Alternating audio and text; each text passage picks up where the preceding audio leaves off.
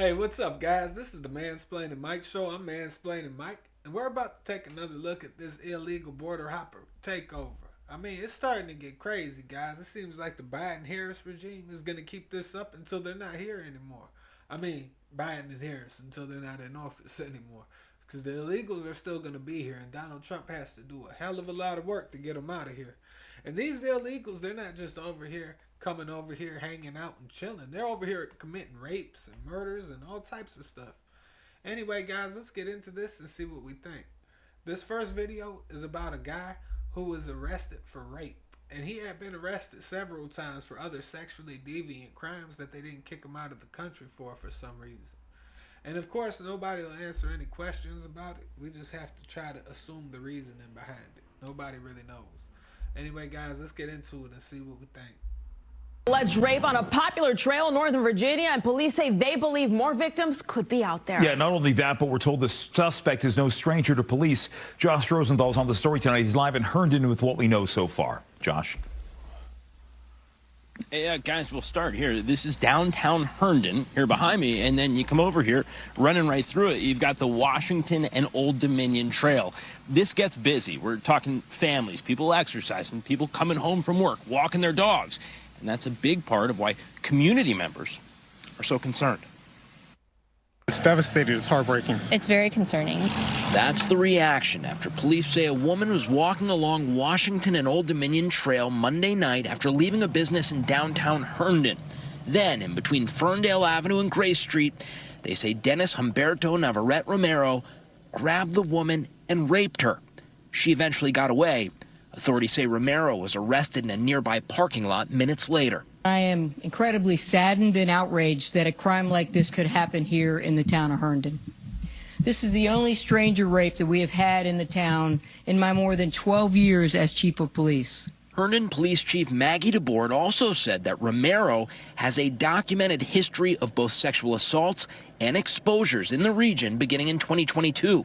Officials also said that Romero, who's from Honduras, is in the country illegally. Think about that. This guy was already picked up for rapes and indecent exposures and stuff like that, and he's still in this country. Why the hell they didn't deport him after the first crime? He wasn't supposed to be here in the first place. He should have been deported as soon as they knew he was here illegally. What is disturbing is the number of times this individual has been arrested and released. He has continued to reoffend, and his behavior has escalated to a rape in a very public area in our town last night. Tuesday night, people who live nearby sounded like this. Yes, this trail is used a lot. It gets packed, especially during the early evening hours where you got a lot of families and commuters that are coming from the metro stations. It's a very eye-opening event. You know, makes you realize that it's always important to be aware of your surroundings no matter where you are. A lot of questions remain with this one. For instance, we've reached out to ICE to ask about Romero's previous arrests and immigration status. We did hear from them. They said they're working on a response, and we expect to hear. That's crazy, guys. That guy shouldn't have been here and had the opportunity to rape that woman. He shouldn't have made it across the border in the first place, let alone came over here and got caught committing felonies and getting caught doing indecent exposure and other sexually explicit crimes. And still be here. He should have been deported as soon as they realized he was here illegally. Let's keep going, guys, and see what else we have going on in this country. John, investigators say the suspect was staying in the basement of his employer's Jefferson County home when the incident took place. They say one night in late August, the 20-year-old Venezuelan migrant forced himself on his employer's 14-year-old daughter, sexually assaulting her.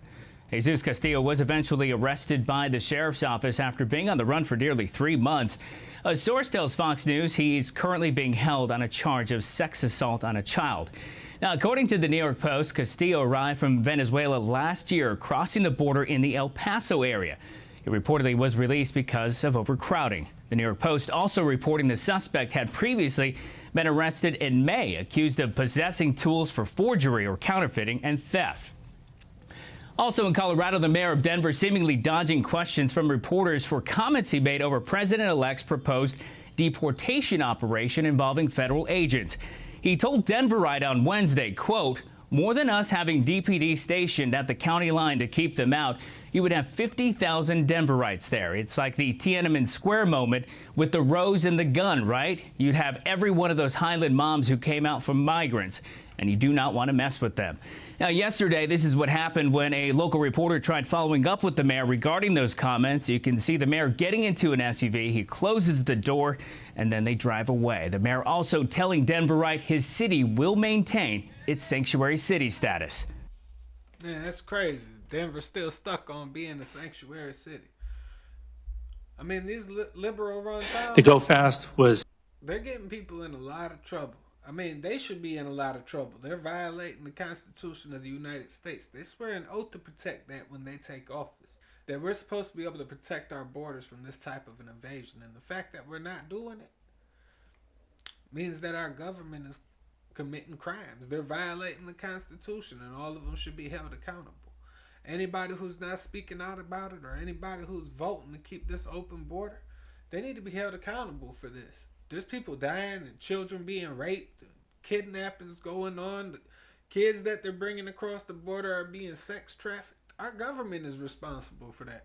So when we're talking about locking the criminals up, we absolutely need to, but we also need to look at the fact that our government is a bunch of criminals too, because they're the ones who are allowing for this to happen.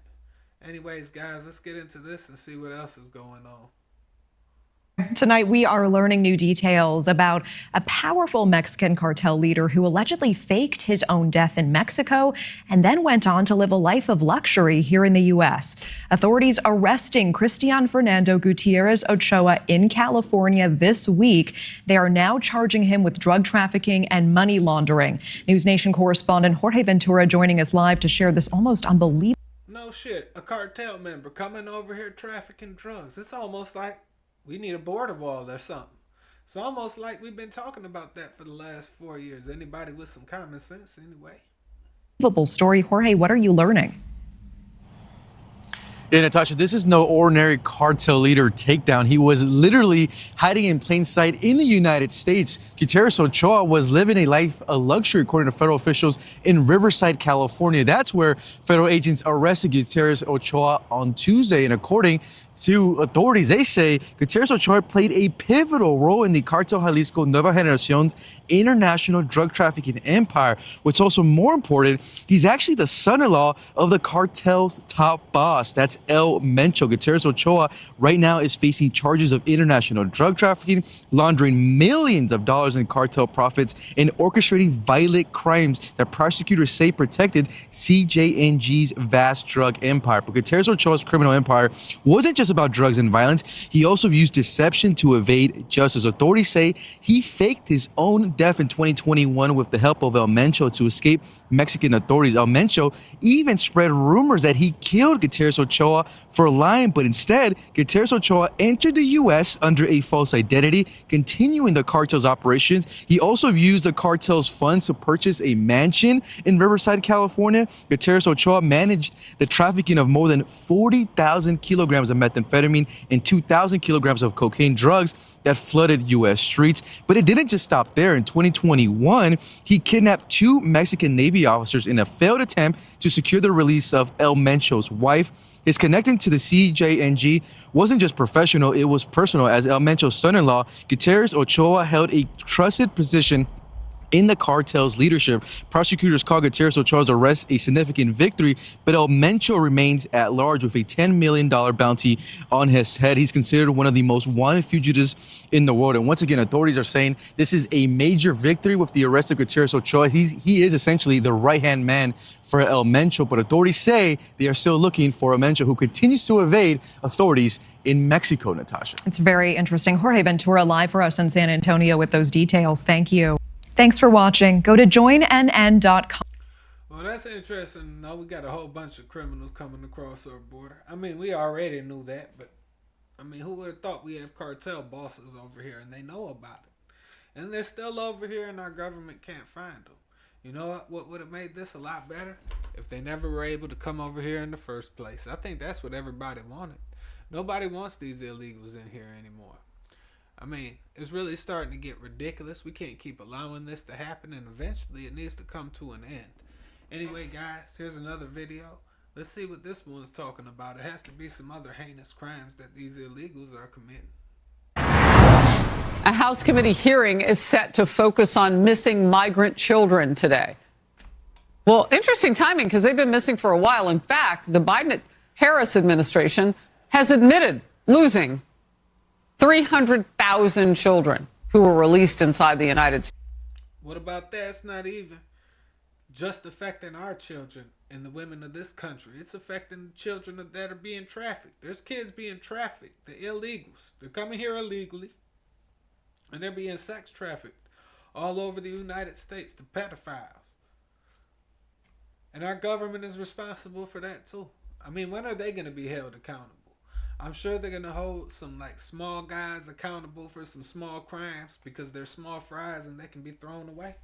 But when are the government actually going to be held responsible for their role in all of this? Because without them allowing for this to happen, all they had to do was keep Trump's Remain in Mexico policies enacted.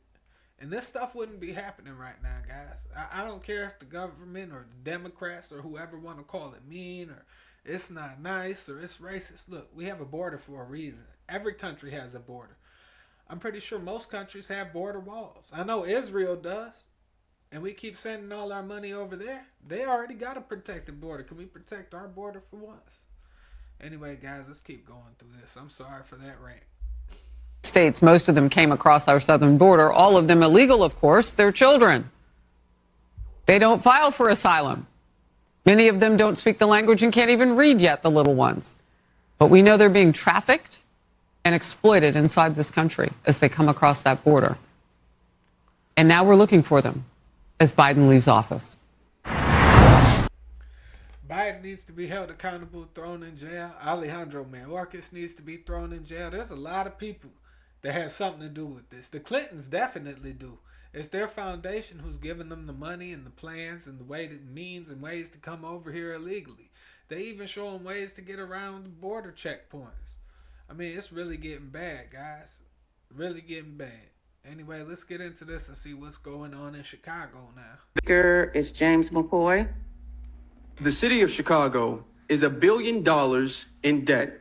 And all of this was very preventable when the illegal migrants started coming over here. We said, and this was during the Lightfoot administration, that this was going to destroy the city. We've been coming here. We've been keeping track. We've been watching the millions of dollars that's been maldistributed to illegal immigrants who are not vetted. Nobody knows who they are. Nobody knows where they came from. Nobody knows their background. They're coming over here. They're committing crimes. And we're allowing the taxpayers have been coming over here complaining. The Democratic Party claim to be the party of democracy, yet the taxpayers, the citizens, the legal citizens have been coming over here and telling the government they need to stop this, that they're allowing people to come over here and terrorize the city. And yet they've been paying millions of dollars to them and telling us that they don't have any resources for us. We've been suffering. The rent has been going up. They've closed down schools for our community, our children, our citizens, yet they reopened them to make them into shelters. They've been turning everything left and right into shelters for them. They've been using hotels for shelters. They've been using police stations for shelters. They've been using warehouses and abandoned schools for shelters. And they're sitting up here telling us that now they're going to have a hiring freeze. Now, the citizens have to pay again. The citizens are going to have to pay again for the maldistribution of our resources to illegal immigrants. While you sit up there trying to blame Greg Abbott for sending the buses up here, the person who's in fault of this, the main person who's in fault of all of this is Joe Biden. Joe Biden is the main person who's in fault of all of this. And the second person is Kamala Harris. She was supposed to be the border czar, and she allowed all of this to come over here. Now she's just threw some big party, the DNC, while she's sitting up there talking about vibes and being in a good mood as Chicago is being terrorized under her watch, under Joe Biden's watch. And the Democratic Party is shutting us up, trying to silence us as we're paying for all of this. We have to suffer for all of this. This is $1 billion now. The winter hasn't even come yet. We don't even know what's going to happen then. You guys don't know what's coming over. You're still allowing them to come over here. Don't think you're going to be able to lie like we're not keeping track. We're keeping track of every single dollar that you guys are spending, every single lie that you guys are telling, and all of this is going everywhere. Chicago is the main person leading this, but New York, California, D.C., everybody is watching Chicago, and this is going to be the end of the Democratic Party because this is Joe Biden's fault and Kamala Harris's fault. Damn right it is, and that's why a lot of states were flipped red. I don't know if Chicago or Illinois was flipped to red or not. I know it should have been because they're been going through it over there. They've really been going through it. I mean, it's been horrible. It's been so horrible around the United States. Even this lady woke up. Anna Kasparian from the Young Turks is starting to sound more and more like she's coming over to the right. We'll welcome her with open arms. Come on over. But you got to leave all that left-leaning ideology behind. We don't like any of that stuff. And she's been speaking out against the gender-affirming ideology and all of it. I've seen video of her doing that. So this will be pretty interesting to see what she has to say about this illegal border hopper crisis. Certain reversals of Trump-era immigration policies, which at the time I didn't give Trump credit for because he wasn't really applauded for it. And I didn't realize that, the Remain in Mexico policy was actually very successful, and Biden reversing it did lead to the crisis at the border that ended up being a political liability that backed him up into a corner. And suddenly he's hitting up Republicans in the Senate, asking them to write legislation that Republicans would like. So there are some flaws on the left for sure. And I think it's important to be real about those flaws. Amazing. People are waking up now. I know she's probably embarrassed that she said a lot of the things she said when she was on the left. I still get embarrassed that I was playing around like I was on the left to infiltrate the Green Party. I said some crazy things to be able to do that and figure out were they really for all of this gender affirming ideology stuff. And when I figured out they were, I blasted them all over Facebook. I even got into it with the guy who was running in 2020. But I said some crazy stuff just to try to fit in with them and try to learn their ideologies. So, man, I could imagine she really believed what she was saying, though. So she has to be 100% embarrassed about some of the things she was saying. I bet she's extremely embarrassed about some of the things she was saying about allowing cross-dressing males in her bathroom. I know that has to haunt her every day.